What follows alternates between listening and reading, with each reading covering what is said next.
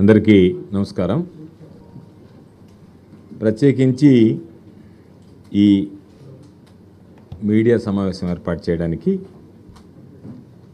ఇటీవల సిబిఐ గతంలో నా మీద వచ్చినటువంటి ఆరోపణల మీద ఛార్జ్షీట్ వేయడం, ఛార్జ్షీట్ వేసినటువంటి సందర్భంలో కొన్ని పత్రికలు, తెలుగుదేశం పార్టీకి సంబంధించినటువంటి వాళ్ళు సిబిఐని కూడా తప్పుపట్టేటువంటి విధంగా ఈరోజు మాట్లాడడం. అంటే అందరికీ తెలిసినటువంటి విషయం ఏమిటంటే, నెల్లూరు జిల్లాకు సంబంధించి సోమిరెడ్డి మీద నేను ఆరోపణలు చేసినటువంటి కేసులో నా మీద నమోదైనటువంటి కేసుకు సంబంధించినటువంటి డాక్యుమెంట్లు చోరీకి గురయ్యాయి. 13వ తేదీ చోరీ జరిగింది. జరిగిన వెంటనే తెలుగుదేశం పార్టీ నాయకులు చంద్రమోహన్ రెడ్డి గారు పదే దానిలో నా పాత్ర ఉందని సిబిఐ చేత విచారణ జరిపించాలని చెప్పి కోరడం, డిమాండ్ చేయడం, దానికి సంబంధించినటువంటి ఆయన ఒక కార్యక్రమం కూడా చేపట్టడం జరిగింది. దానివల్ల డిస్ట్రిక్ట్ జడ్జి గారు ఈ విధంగా డిమాండ్ ఉంది కాబట్టి దీన్ని పరిశీలించండి అని చెప్పి హైకోర్టుకి విన్నవించిన తర్వాత హైకోర్టు మా అందరికి కూడా నోటీసులు జారీ చేసింది. ఈ విధంగా చోరీకి గురి అయ్యే ఫైళ్ళు దాన్ని సిబిఐకి ఇవ్వాలి అనేటువంటి ఆలోచన ఉంది, మీకు ఏదన్నా అభ్యంతరాలు ఉంటే చెప్పండి అని చెప్పి మాకు చెప్పడం జరిగింది. వెంటనే ఆ రోజు మా అడ్వకేట్ ద్వారా హైకోర్టుకి మీరు ఎటువంటి విచారణ చేపట్టినా సరే దానికి మేము సంసిద్ధతను వ్యక్తం చేస్తున్నాం, మీరు సిబిఐ విచారణ చేపట్టాలన్నా మాకు ఎటువంటి అభ్యంతరం లేదు అని చెప్పి హైకోర్టుకి స్పష్టం చేయడం జరిగింది. నాతో పాటు రాష్ట్ర ప్రభుత్వం తరఫున అడ్వకేట్ జనరల్ కూడా మాకు రాష్ట్ర ప్రభుత్వం తరఫున కూడా ఏమీ అభ్యంతరం లేదు అని చెప్పి కోర్టుకి చెప్పడం జరిగింది. కోర్టు దానికి సంబంధించి సిబిఐ విచారణకి ఆదేశించడం జరిగింది. సిబిఐ విచారణ దాదాపుగా 1 సంవత్సర కాలం పాటు జరిగింది. 403 పేజీల ఛార్జ్షీట్ని సిబిఐ 88 మంది సాక్షులను విచారించి 1 సంవత్సర కాలం పాటు దర్యాప్తు చేసి దానికి సంబంధించి ఛార్జ్షీట్ ఫైనల్గా దాఖలు చేయడం జరిగింది. ఏ రోజైతే ఛార్జ్షీట్ దాఖలు చేసిన తర్వాత ఛార్జ్షీట్లో స్పష్టంగా సోమిరెడ్డి ఆరోపించినటువంటి విధంగా గోవర్ధన్ రెడ్డి ప్రమేయం లేదు, వీళ్ళకి దోషులకి ఎటువంటి సంబంధాలు లేవు, ఈ కేసు పట్ల కనీసం అవగాహన కూడా లేదు గోవర్ధన్ రెడ్డికి అని చెప్పి స్పష్టంగా పేర్కొనడం, దానితో పాటు పోలీసుల దర్యాప్తుకు సంబంధించి కూడా లోటుపాట్లు జరిగాయి అని చెప్పి పదే ఆరోపణలు చేశారు. సోమిరెడ్డిని పిలిపించి విచారించారు, మీ దగ్గర ఏదన్నా ఆధారాలు ఉంటే ఇవ్వండి అన్నారు. ఆయన ఏదో ఆధారాలు ఇస్తే ఆధారాలను తిరస్కరించాడు. ఆయన 1-2 సార్లు బయటకు వచ్చి ఆయనే జడ్జిలాగా నాకు ఎన్ని సంవత్సరాలు జైలు శిక్ష పడుతుందో కూడా ఆయనే ఖరారు చేసి వెళ్ళిపోయాడు. ఇవన్నీ అయిపోయిన తర్వాత ఈరోజు మరలా ఆయన వచ్చి నేను సిబిఐ ఛార్జ్షీట్ దాఖలు చేసిన తర్వాత ఇది సిబిఐకి సరిగ్గా జరగలేదని చెప్పి కొన్ని పత్రికల్లో రాయడం, అంటే ఇది సిబిఐ అంటే సెంట్రల్ బ్యూరో ఆఫ్ ఇన్వెస్టిగేషన్ తప్ప చంద్రబాబు ఇన్వెస్టిగేషన్ కాదు కదా. సిబిఐ అంటే ఏంటి, వీళ్ళు చంద్రబాబు ఇన్వెస్టిగేషన్ అనుకుంటున్నారేమో, ఇది సెంట్రల్ బ్యూరో ఆఫ్ ఇన్వెస్టిగేషన్. మీరు ఏ నోటుగా అయితే కోరారో, జరగాలని డిమాండ్ చేశారో, సిబిఐ విచారణ జరిగిన తర్వాత సిబిఐ సంవత్సర కాలం పాటు విచారించి ఛార్జ్షీట్ దాఖలు చేసిన తర్వాత ఈరోజు మరలా సిబిఐ విచారణనే తప్పుపట్టేటువంటి విధంగా కథనాలు రాయడం, దాని మీద విమర్శలు చేయడం, దానికి సంబంధించి సోమిరెడ్డి చెప్పండి నేను రిట్ అప్పీల్కి పోతానండి, పోమనండి, ఎవడొద్దన్నాడు, ఏమీ నేను ఆ రోజే చెప్పా, సుప్రీం హైకోర్టు అడిగిన రోజు చెప్పాం మాకేం అభ్యంతరం లేదని చెప్పాం. హైకోర్టులో సిబిఐకి హైకోర్టు కేసు ఇచ్చిన రోజు కూడా నేను స్వాగతిస్తున్నామని చెప్పాం. ఆ తర్వాత ఎప్పుడు కూడా అనేక సందర్భాల్లో చెప్పాం. అయితే నేను అడిగేది దాదాపుగా ఈ 2 సంవత్సరాలు, దాదాపుగా 1 సంవత్సరం 10 నెలలు చంద్రబాబు, లోకేష్, మా నేల టికెట్ గాడు, ముగ్గురు, నేల టికెట్ గాడు అంటే సోమిరెడ్డి, ముగ్గురు నిద్ర లేస్తే ఎక్కడికి వెళ్ళినా సరే కోర్టు దొంగ కాకానే అని చెప్పి మాట్లాడినారు. ఈరోజు మీరు చెప్పినటువంటి విధంగా మీకు ఫేస్ సేవింగ్ కూడా లేకుండా పోయింది. 2 విషయాలు, ఒకటి రాష్ట్ర ప్రభుత్వం సమర్థవంతంగా పనిచేసింది, ఈ విషయంలో రాష్ట్ర పోలీస్ యంత్రాంగం సక్రమంగా పనిచేసింది, నెల్లూరు జిల్లాకు సంబంధించి ఎవరైతే దోషులుగా గుర్తించారో వాళ్ళనే మేము కూడా నిర్ధారిస్తున్నామని చెప్పడం, అంటే దర్యాప్తు సక్రమంగానే జరిగింది అనేటువంటి ఒకటి. రెండవది, మీరు చెప్పినటువంటి మాటలకి ఎన్నికలకు ముందు మింగుడు పడకుండా ఈరోజు మీరు చెప్పినట్టుగా ఇవేవి వాస్తవాలు కాదు అని తేల్చి చెప్పడం. అది చెప్పిన వెంటనే ఫేస్ సేవింగ్ కోసం ఏదో ఒకటి బురద చల్లేటువంటి కార్యక్రమాన్ని ఇన్ని రోజులు మాట్లాడారు కాబట్టి, అంటే ఒక కేసులో ఏదన్నా అవినాష్ రెడ్డికి సంబంధించో ఇంకెవరికన్నా కేసులో ఉంటే మాత్రం అత్యున్నత దర్యాప్తు సంస్థ సిబిఐ చెప్పింది అని రాస్తారు. అత్యున్నతమైనటువంటిది అంటే ఉన్నతమైనటువంటి ప్రమాణాలతో ఈ దేశంలో కూడుకున్నటువంటిదని. వ్యతిరేకంగా వస్తే ఏమో సిబిఐ కూడా దాన్ని సరిగ్గా చేయలేదు అని చెప్పి. అంటే మీ ఉద్దేశం ఎట్టుంది? మీరు అనుకున్నటువంటి విధానం ప్రకారం ఆ దర్యాప్తు సంస్థ పనిచేసి ఆ కేసుకు సంబంధించి ఆ దర్యాప్తు సంస్థ బ్రహ్మాండంగా పనిచేసినట్లు లెక్క. మీ భావాలకి, మీరు అనుకున్నటువంటి మీ ఊహలకి, మీ బురద జల్లుడి కార్యక్రమానికి, మీరు పెట్టేటువంటి మీడియా పెట్టేటువంటి అనేక రకాలైనటువంటి ఏదో కట్టుకథలకి వంత పాడకపోతే, దానికి అనుగుణంగా కనుక విచారణ జరగకపోతే ఆ ఏజెన్సీయే సరిగ్గా పనిచేయనట్లు లెక్క. అంటే ద్వంద్వ ప్రమాణాలు. చంద్రబాబు నాయుడు లాంటి వాడు సిబిఐకి భయపడి రాష్ట్రంలోనే సిబిఐ అడుగు పెట్టడానికి వీలు లేదనేటువంటి వాడు. కాబట్టి సిబిఐని ఈరోజు మీరు తప్పుపడుతున్నారు. సరే, న్యాయ వ్యవస్థ మీద కూడా చివరికి మీరు చెప్పినటువంటి విధంగా మీ పార్టీకి కొమ్ము కాచేవాడికో, మీకు అనుకూలమైనటువంటి వాడికో బెయిల్ ఇస్తాయేమో న్యాయస్థానం న్యాయం 4 పాదాల మీద నడిచింది రాష్ట్రంలో అంటారు. ఒకవేళ బెయిల్ రాకపోతే న్యాయ వ్యవస్థ మీద, న్యాయమూర్తుల మీద కూడా దాడి చేయడానికి ప్రయత్నం చేస్తారు. ప్రధానంగా నేను ఈరోజు వచ్చినటువంటి కార్యక్రమం చంద్రబాబు నాయుడు గారికి గతంలో ఒకసారి చెప్పా, నా మీద ఆరోపణలు వచ్చాయి, నా మీద వచ్చినటువంటి ఆరోపణలకి నేను హైకోర్టుకు వెళ్ళి నా మీద విచారణ మీరు చేయడానికి నాకు ఏమీ అభ్యంతరం లేదు, విచారణ చేయండి అని చెప్పా. చంద్రబాబు నాయుడు మీద అనేక రకాలైనటువంటి ఇప్పటి వరకు ఆయన మీద అనేక రకాలైనటువంటి విచారణలు జరిగాయి. అనేక రకాలుగా ఆయన సిబిఐ చేత జరిపించుకోవడానికి నాకు సిబిఐకి సంబంధించి కోర్టుకు పోయి దాని మీద స్టేలు తెచ్చుకున్నాడు. ఎన్నికలకు ముందు నేను నిప్పు, నేను నీతిమంతుడిని, నేను అవినీతికి పాల్పడలేదని చెప్పేటువంటి చంద్రబాబు తన మీద వచ్చినటువంటి కేసుల మీద సిబిఐ చేత విచారణ జరిపించుకోవడానికి సిద్ధంగా ఉన్నాడా?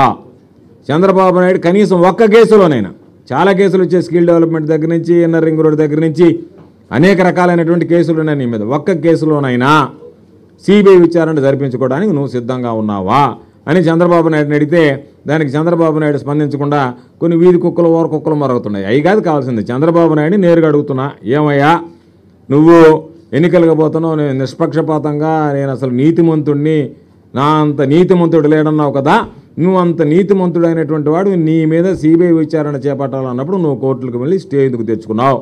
దాన్ని పునరాలోచించి ఈరోజు మరలా నువ్వు నేను నీతిగా నిలబడేటువంటి వాడిని కాబట్టి నా పాత్ర లేదనుకున్నా నేను చెప్పాను, నా పాత్ర లేదు అని చెప్పి మొదటి నుంచి చెప్పా, సిబిఐ విచారణకు సిద్ధమని చెప్పా. చంద్రబాబు నాయుడు పాత్ర కూడా లేకుండా ఉంటే చంద్రబాబు నాయుడు సిబిఐ విచారణకు సిద్ధమా?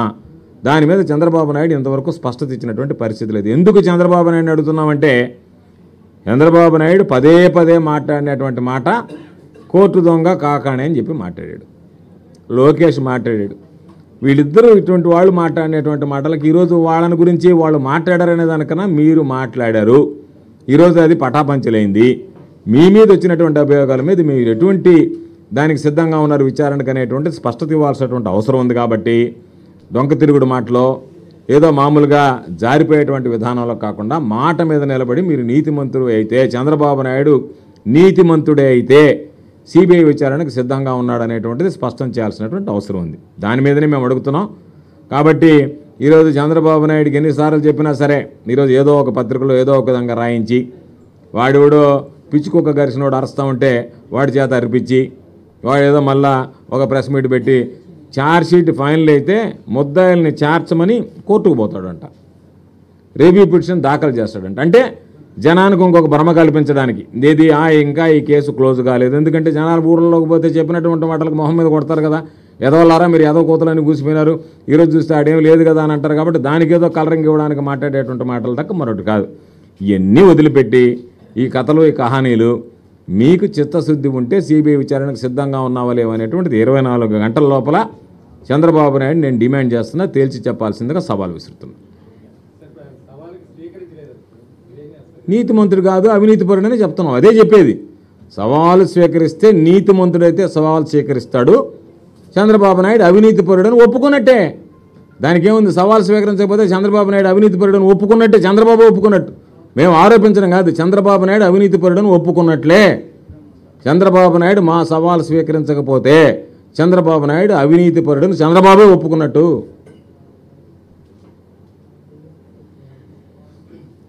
డిపార్ట్మెంట్కి సంబంధించి వచ్చిన నెల్లూరు జిల్లాలో కావేరీ సీట్స్ ఫెయిల్ అయింది. దాని మీద వాళ్ళు నష్టపరిహారం చెల్లించాలని చెప్పి అసలు నెల్లూరు జిల్లాలో కావేరీ సీట్స్కి సంబంధించి నేను మంత్రిగా సుమోటోగా తీసుకున్నాం ఆ కేసు. మా దగ్గరికి ఎవరు ఫిర్యాదు చేయలేదు. పత్రికలో ఒక వార్త వస్తే వార్త తీసుకున్నాం, వాళ్ళకి వెంటనే లైసెన్స్ రద్దు చేశాం, వాళ్ళ మీద క్రిమినల్ కంప్లైంట్ బుక్ చేశాం, ఎఫ్ఐఆర్ బుక్ చేశాం పోలీస్ స్టేషన్లో. వాళ్ళకి సంబంధించినటువంటి దాంట్లో పూర్తిగా విచారణ జరిపించి ఆ కంపెనీ, వీళ్ళు తీసుకున్నటువంటి ఆ కంపెనీ దగ్గర నష్టపరిహారంతో పాటు ఆ కంపెనీ ఇంకొక రైతుని ఎవ్వరిని మోసం చేయకుండా ఉండడానికి చట్టపరమైనటువంటి చర్యలు తీసుకుంటాం.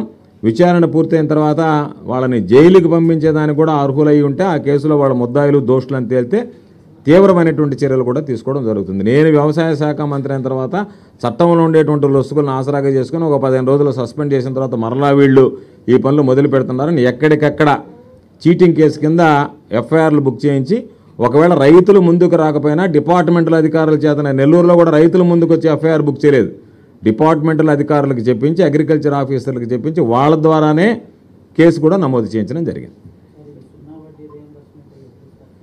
సున్నా వడ్డీ రియంబర్స్మెంట్ క్రమం తప్పకుండా ఇచ్చేసాం. ఎక్కడ ఏం పెండింగ్ లేదు ఇంతవరకు ఇవ్వాల్సినటువంటిది. ఇన్పుట్ సబ్సిడీ ఉంది. ఇన్పుట్ సబ్సిడీకి సంబంధించినటువంటి ఇన్పుట్ సబ్సిడీ మొన్న జరిగింది, సీజన్ ముగిసే లోపల ఇస్తానన్నాం. ఈరోజు బడ్జెట్ ప్రసంగంలో కూడా ఇన్పుట్ సబ్సిడీకి సంబంధించినటువంటి 1200 కోట్ల రూపాయలు ఏదైతే ఉందో అది ఇచ్చేస్తామని చెప్పాం. ఈరోజు పాపం పసుపచ్చ కండవలు, ఈరోజు ఆకుపచ్చ కండవలు వేసుకొని వచ్చారు అసెంబ్లీకి. అసలు వాళ్ళకి మీ హయాంలో ఎంత క్రాప్ ఇన్సూరెన్స్ ఇచ్చారు అంటే చెప్పలేరు. వాళ్ళు ఇచ్చినటువంటి క్రాప్ ఇన్సూరెన్స్ అమౌంట్ కన్నా ఎక్కువ ఇచ్చాం. ఫ్రీ క్రాప్ ఇన్సూరెన్స్ లేకపోతే ఫ్రీ క్రాప్ ఇన్సూరెన్స్ ప్రొవైడ్ చేశాం. చంద్రబాబు నాయుడు హయాంలో డ్రిప్ ఇరిగేషన్కి సంబంధించి బకాయిలు పెట్టి, వ్యవసాయ యాంత్రీకరణలో మోసాలు చేసి, ఇరిగేషన్ ప్రాజెక్టులు లేకుండా నీరు చెట్టు కింద రైతులను అడ్డం పెట్టుకుని దోపిడీ చేసి, ఏ తప్పులైతే వీళ్ళు చేశారో ఆ తప్పులన్నీ ఈరోజు మరలా దొంగ దొంగ దొంగ అన్నట్టుగా అవన్నీ మళ్ళీ ఒకసారి ఉటంకించి వెళ్ళారు అసెంబ్లీలో. అంటే మేమంతా సక్రమంగా చేసాం, వీళ్ళు సక్రమంగా చేయటం లేదనేటువంటి భావన రైతులకు కలిగించడానికి. చంద్రబాబు నాయుడు గురించి అనేక సందర్భాల్లో ఇదే హాల్లో మీడియాతో చెప్పాను. చంద్రబాబు నాయుడు దౌర్భాగ్యుడు. రైతుల ఆత్మహత్యలు జరిగితే వాళ్ళు డబ్బులు బకాయిలు పోయినటువంటి వాడు ఈరోజు ఆయన మరలా వచ్చి వ్యవసాయ యాంత్రీకరణ ఏంది, వ్యవసాయ యాంత్రీకరణలో ఎంత జరిగింది, ఫామ్ మెకనైజేషన్ మీద మేము విచారణకు సిద్ధమని చెప్పమనండి.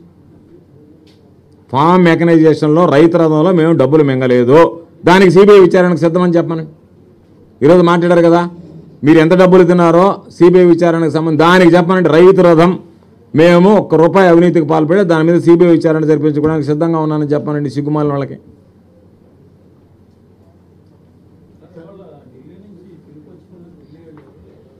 నేను వెళ్ళలేదండి, నాకు పిలుపు రాలేదు, నాకు తెలియదు. నేను అసలు మా పార్టీ చంద్రబాబు నాయుడు గురించి అసలు ఆలోచన చేయటంలే, చంద్రబాబు పొత్తుల గురించి ఆలోచన చేయటంలే, చంద్రబాబు ఎవడితో అంటగాగుతాడో మేము ఆలోచన చేయటంలే. మా స్టాండ్ అంతా ఒకటే. చంద్రబాబు నాయుడు అందరు కలిసి చెప్తున్నారు. ఏమని చెప్తున్నారు? వైఎస్ఆర్ కాంగ్రెస్ పార్టీ మీద ప్రజల్లో తీవ్రమైనటువంటి వ్యతిరేకత ఉంది, వైఎస్ఆర్ కాంగ్రెస్ పార్టీ అసలు సరిగ్గా పనిచేయలేదు, YSR Congress party governance fail అయింది, నేను బ్రహ్మాండంగా పనిచేశానని చెప్తున్నాడు. సరే, చంద్రబాబు నాయుడిని చూస్తే నాకు ఆశ్చర్యం ఏంటంటే, చంద్రబాబు నాయుడు ఇప్పుడే కొత్తగా పోటీ చేస్తున్నట్టుగా నేను వస్తే ఇక్కడ మొత్తం బెంగళూరు చెన్నై ఎన్ని కలిపి మామూలుగా నెల్లూరు చెన్నైతో ఒక హబ్ ఏర్పాటు చేస్తా, బెంగళూరు చెన్నై కుప్పంతో ఒక హబ్ ఏర్పాటు చేస్తా, నేను అనుకున్నా చేయలేకపోయా. అందరం అంటాం సాధారణంగా ఏమనుకుంటామంటే చంద్రబాబు నాయుడు ఊరికి ఒక విమానాశ్రయం పెడతాడు రో అని చెప్పి నేను అనుకుంటారు జనాలు సాధారణంగా. చంద్రబాబు నాయుడు అనుకున్నంత పని చేసేవాడు కుప్పంకు పోయి. నేను కూరగాయలకి ఇక్కడి నుంచి విదేశాలకు ఎగుమతి చేయడానికి ఒక ఎయిర్ కార్గో ఏర్పాటు చేస్తానని చెప్పి జనాలు అనుకున్న దానికి భిన్నంగా ప్రవర్తించడం వల్ల చంద్రబాబు జనాలకు అనుగుణంగానే ప్రవర్తిస్తున్నాడు. ఏమని? చంద్రబాబు నాయుడు మోసగాడు, చంద్రబాబు నాయుడు మోసాలకు పాల్పడతాడని జనాలు అనుకున్నట్టే చంద్రబాబు నాయుడు ఆ మోసపూరితమైనటువంటి వ్యాఖ్యలు చేస్తున్నాడు. అంత బలం చంద్రబాబుకుంటే చంద్రబాబు, పవన్ కళ్యాణ్ ప్రత్యక్షంగా మళ్ళీ ఈరోజు బీజేపీ ముందు సాగిలపడడానికి వాళ్ళు ఇంతమంది జగన్మోహన్ రెడ్డి గారు ఒక్కడి మీదకి వస్తున్నారంటేనే వైఎస్ఆర్ కాంగ్రెస్ పార్టీ రాష్ట్రంలో ఎంత బలంగా ఉంది, చంద్రబాబు నాయుడు అండ్ కంపెనీ ఎంత బలహీనంగా ఉందనేటువంటి దానికి ఇది ఒక ఉదాహరణ కాదా అనేటువంటిది ప్రజలు కూడా ఈరోజు చర్చించేటువంటి విషయం. కాబట్టి ఇంకే పార్టీ వచ్చినా పోతాడు చంద్రబాబు. ఇంక మిగతా పార్టీలు కూడా ఉన్నాయి కదా, చిన్న చిన్న పార్టీలు, వాటిలతో కూడా పోతాడు. ఏ పార్టీ వచ్చినా సరే. Right, thank you.